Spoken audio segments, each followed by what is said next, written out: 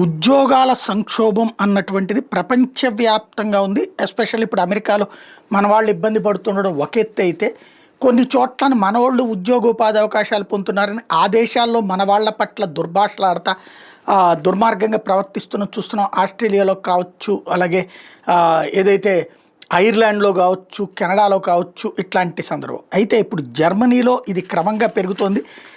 తెలియకుండా నిశ్శబ్దంగా వేలాది మంది భారతీయులు గత కొంతకాలంగా గత 1 సంవత్సరంలో ఉద్యోగాలు కోల్పోయారు అన్నటువంటిది కొంతమంది వాళ్ళే ఇప్పుడు వీడియోలు చేసి సోషల్ మీడియాలో పోస్టులు పెట్టడం వల్ల బయటకు వస్తుంది.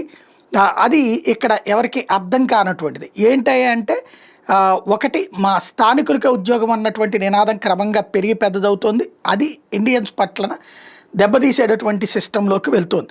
చివరికి కొన్ని చోట్లయితే భారతీయుల్ని తీసుకోవడం కూడా మానేశారట. జర్మనీలో ఒక మహిళా ఉద్యోగిని ఆ మొక్క పెట్టుకొచ్చింది. భారతీయుల్ని ఉద్యోగంలోకి తీసుకోవడం కూడా మానేశారు.